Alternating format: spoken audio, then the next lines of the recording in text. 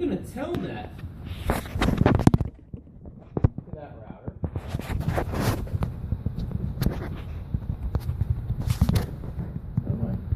It's going to simply ask me for my password, which was Cisco 123. I get into user mode. I need to get into privileged exec mode to do any type of work.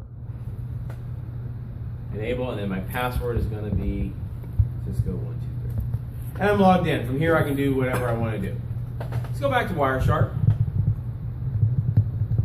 Okay.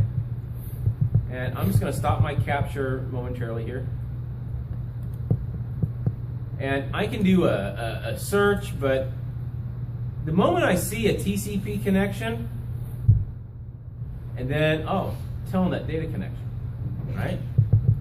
I can right-click, and I can come down here to follow TCP stream.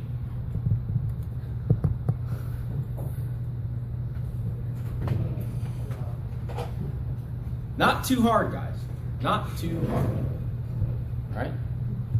If I'm on a network and I'm doing a man-in-the-middle attack, or I'm seeing if a network is susceptible to a man-in-the-middle attack, this takes me quite literally 3 minutes to set up. And all I got to do is sit there like a mousetrap, waiting for a mouse to beat by. Okay? I just got to wait for somebody to log on. And honestly, that's the hardest part, is the patience game, the waiting game. Okay? So that's just a simple telnet attack, okay? If I can set up a man-in-the-middle situation. All right? So, let's do this.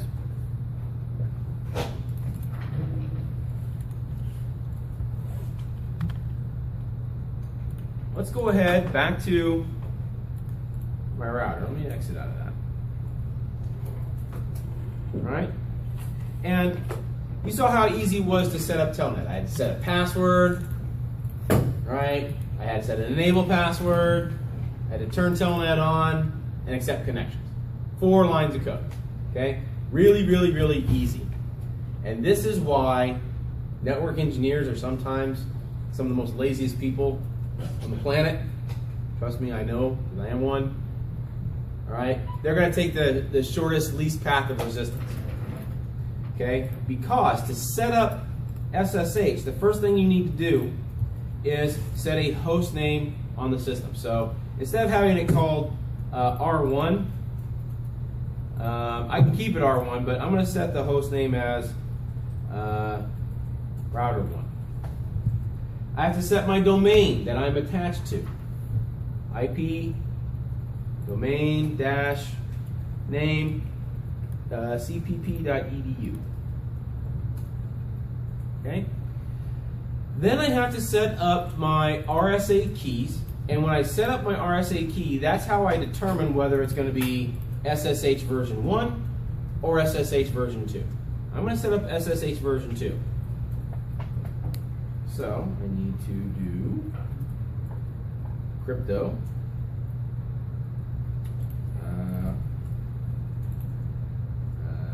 SS crypto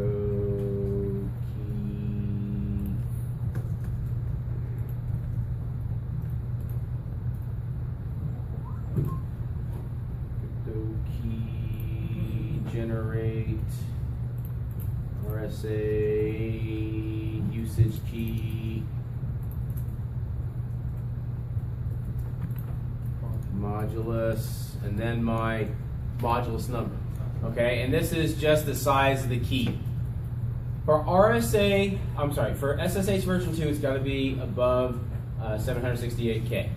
So in this case, I'm going to make it 1024 to make it really easy. All right.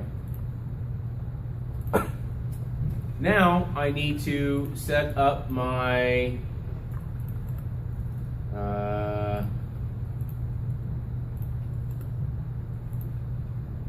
my key pair name.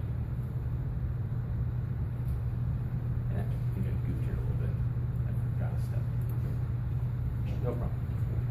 IP, SSH, RSA, key pair name. I'm just going to leave it as Cisco. And then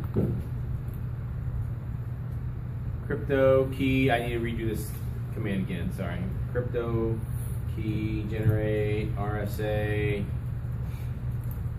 usage key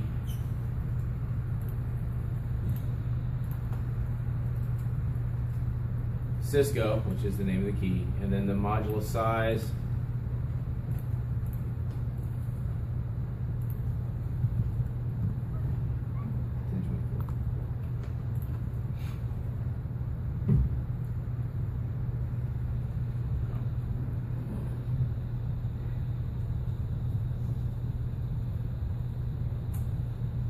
There we go.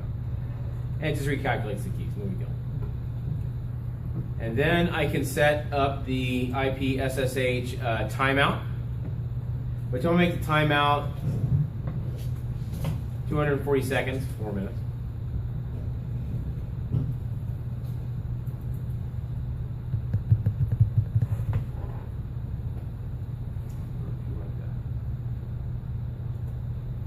Oh, 120 seconds is the max.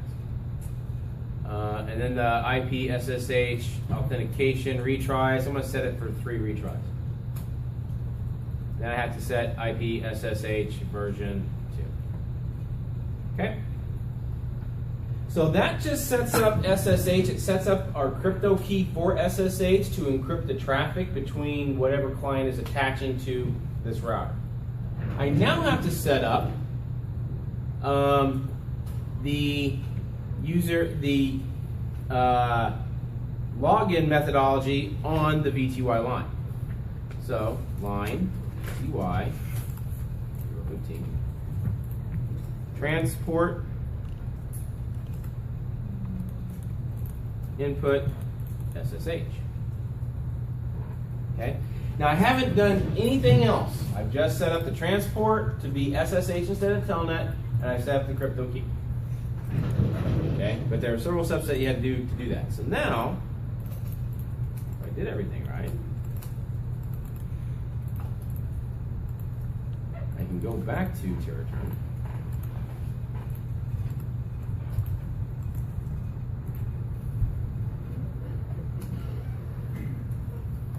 Set this up for SSH version 2.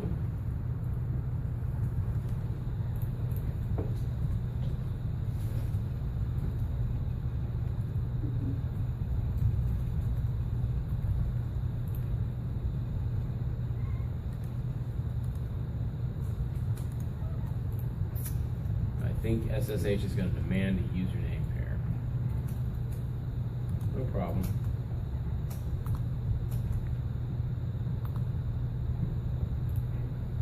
Yeah.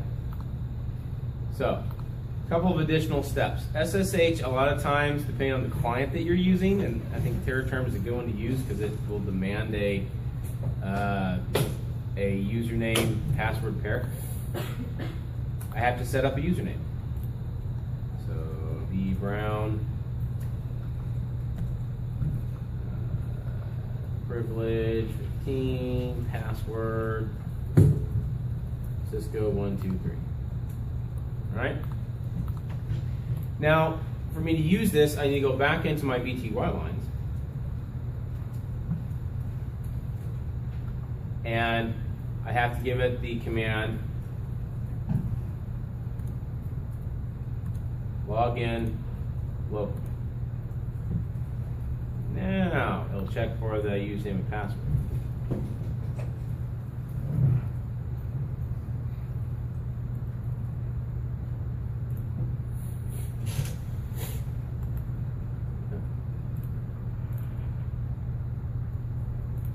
Brown.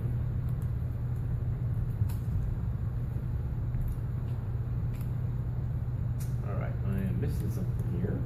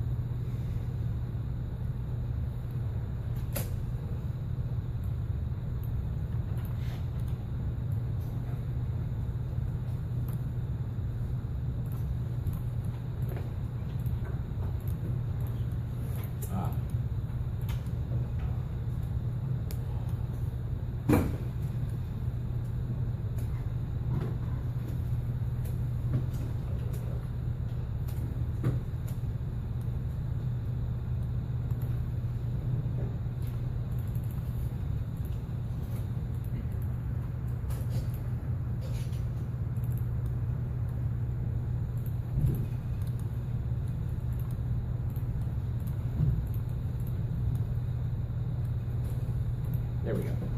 I had to clear that password one. So now I can get into the system. Let me start that back up again and do it all over so I can actually capture the packet.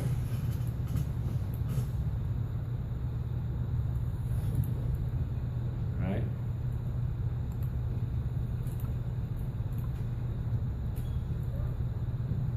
So now I'm going to start a new capture. Let me just do a real quick ping again so I make sure that I'm capturing packets.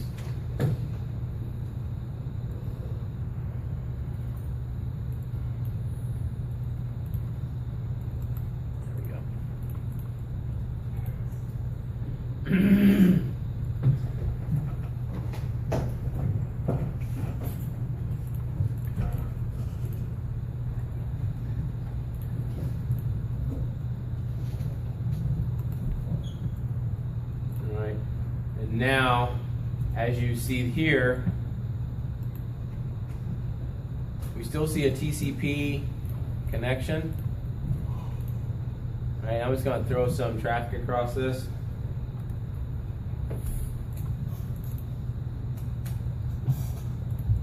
All right, I'll stop it.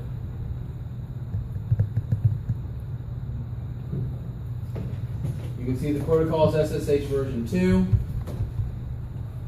If I right click on this, I do follow TCP stream.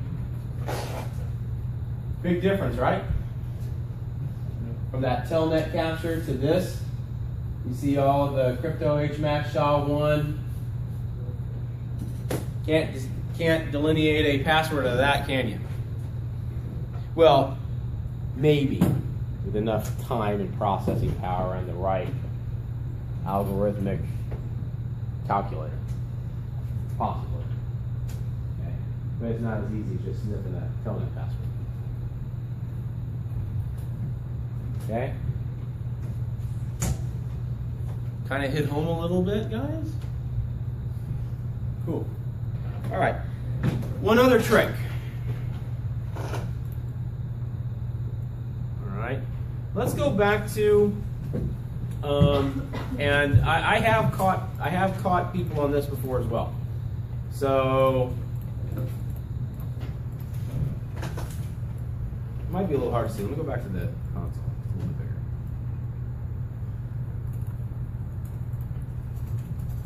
bigger. I do a show run. All right.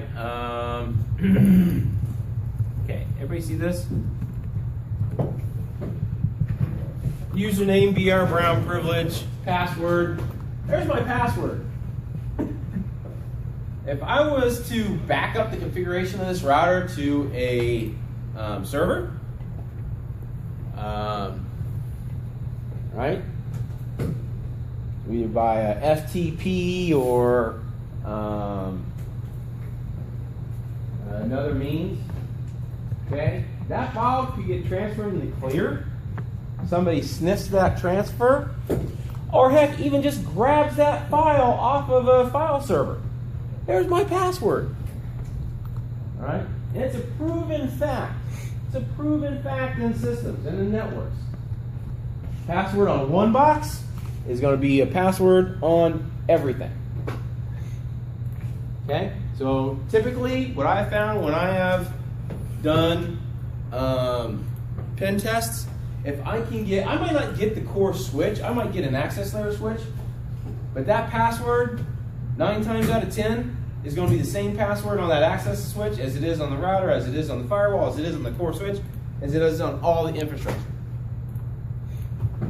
Because sysadmins, network engineers, they don't change their passwords. Why? They don't want to remember or have to look it up. Why? Because they're inherently lazy. They don't think security on a minute-by-minute basis like you guys will. So, remember that one command I said that you'll lose a couple of points? Lab 1 and the letter grade by Lab 4? Anybody remember what it was? Service? Password encryption. Right? Now,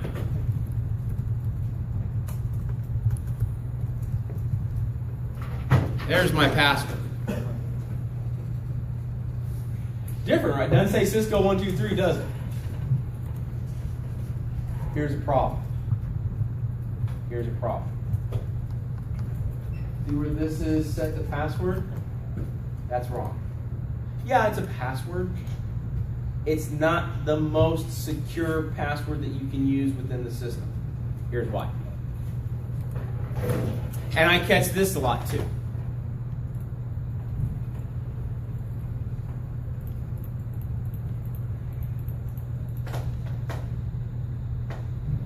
Copy that.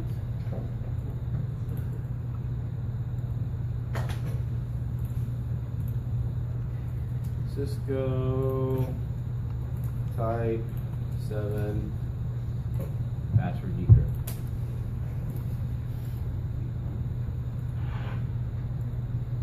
Right.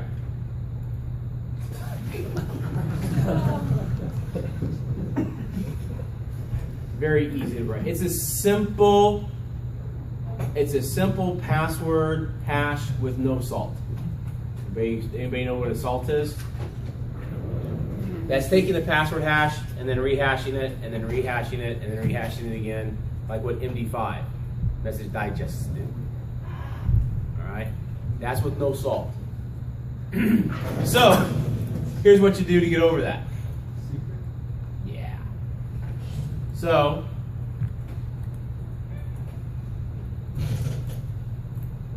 I need to take my username out first. No user. B Brown, privilege 15, pass, Cisco 123. And this time, username, B Brown, privilege 15, secret, okay, capital, Cisco 123. I'll make it a little harder.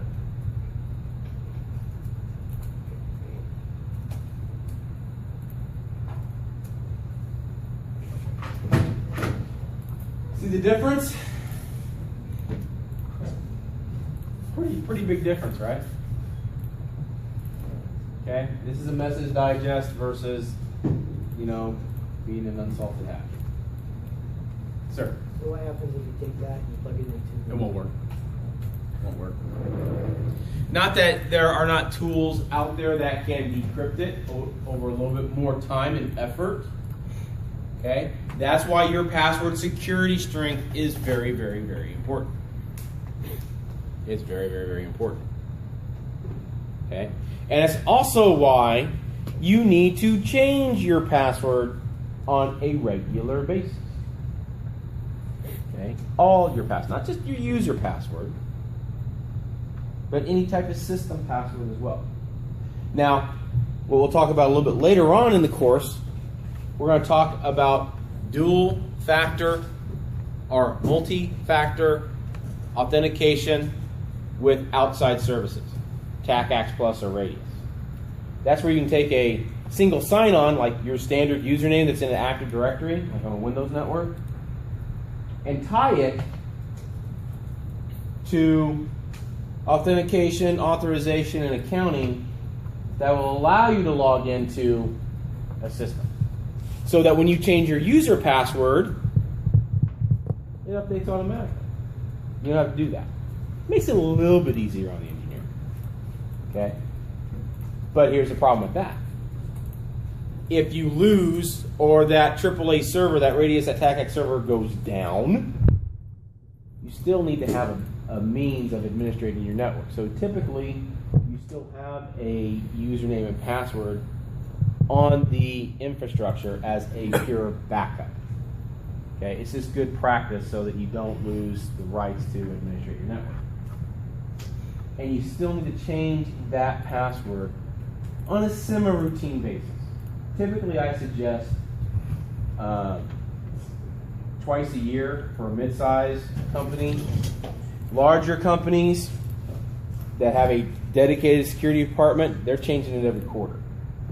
Small companies, at least once a year. At least. And I've come across customers that haven't changed that password in years. Yeah. They don't change it until they replace it. And guess what? When they replace it, they keep the same doggone password anyway.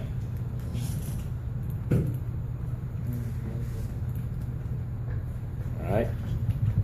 And if you don't change the password, if I sniff the packets, even if they're encrypted, and I re-sniff them, and I can compare them, time, processing power, I'll eventually get the password. I might not get it within a 30, 60, or 90-day engagement with a customer. All right? I might get lucky. But eventually, the determined hacker will get it. Okay? But if your password is simple and you can man in the middle somebody, I mean, my gosh, guys, look what happened to CentCom yesterday with their Twitter account. That's all that was. I'll bet my paycheck on it. It was a man in the middle attack. Somebody logging on from their cell phone and somebody sniffing, probably because they were at Starbucks on an open Wi-Fi network, and they got it. Not hard. Not hard at all. Eye-opening?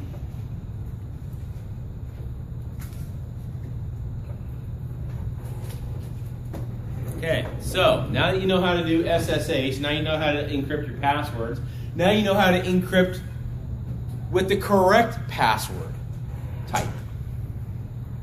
All right? If you don't encrypt your passwords, if you use Telnet instead of SSH, right? Or if you encrypt with the weaker password, you're going to lose points on your lap. You're going to lose points on your lap. Wait, the first one? Yeah, the first one. Okay. You might lose like 1 point, 2. Right? You finished your lab already, didn't you? Let me have it till then. It's okay. Shouldn't take you too long to change it. Right? It would not affect you from like an A to a B. It would affect you from like an A to a lower A. Not even an A to an A minus. Just like a 99 to a 98. I grade pretty lenient on the first lap. Questions? Any? Yes, sir.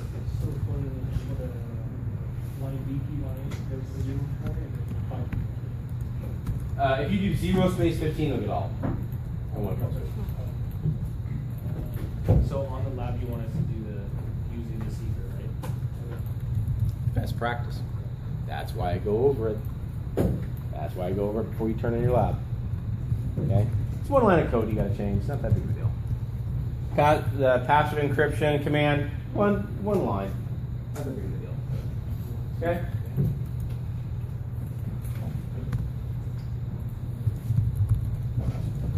Any other questions? I'm going to go through just a little bit more on the lecture, and I'm going to give you guys time to work on your lab tonight. I'll be around to answer any questions, point you in the right direction. All right? So I only need to go another 10 slides or so. Admin roles. So, user exec, which is privilege level 1, and privileged exec. All right?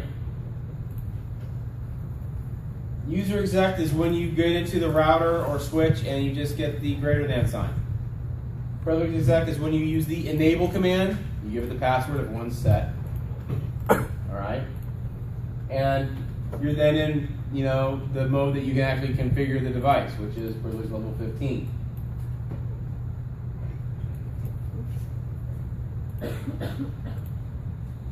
There are more than just those two levels. Level 0, which is predefined for user level access privileges, it is seldom used but includes 5 commands: disable, enable, exit, help, and log out. Level 1, which is just plain old user mode, which will allow you to do some simple changes to the running config and will let you do a lot of show commands. Then there's level 15, which will allow you to do anything and everything. And then there's levels 2 through 14, which are customizable. You can go in and set up that privilege level for users of different abilities. You might have a junior admin. You may want them to just create VLANs or create other users or run certain debug commands. So you can list out the commands that you want them to do and assign them a privilege level. You might have mid-level engineers. You might want them to do interface configurations, but no routing protocol configurations. All right? You can get very granular with the privilege levels in a router or switch to allow individuals who have access to that device what to do.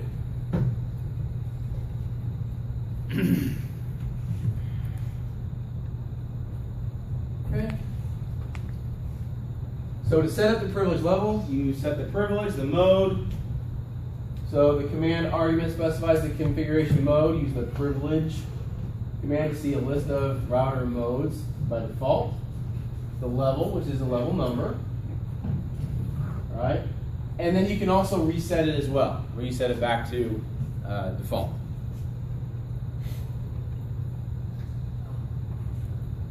So here we have an example where we set a user, named user, to privilege 1, and their password or secret is Cisco.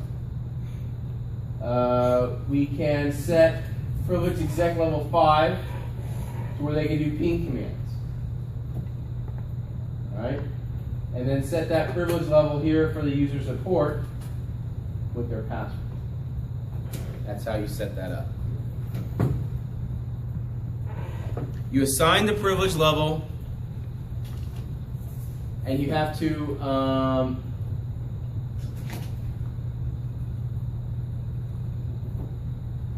you can assign a reload privilege exec, for example, to allow the user to reload the router if necessary.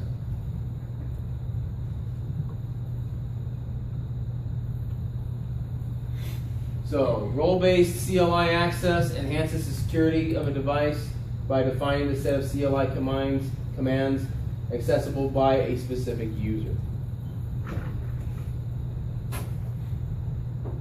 Okay. I don't go into this very much at all. I don't have you do a lot of privilege because I want you to keep access to privilege level 15 to be able to do everything. You can also enable AAA with the AAA new model, global configuration mode, and enter the root view. You can set up parsers.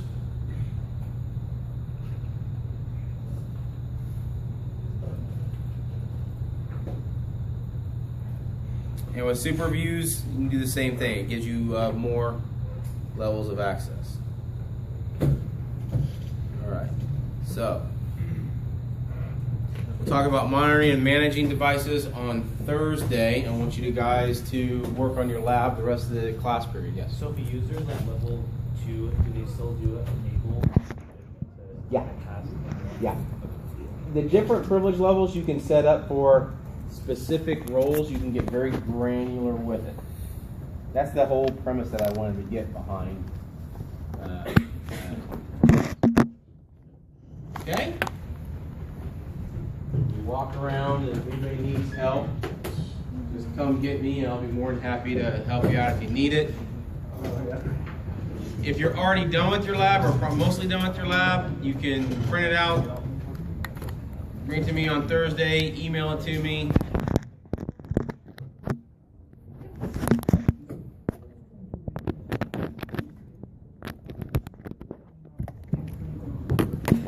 Do you have VMware Workstation?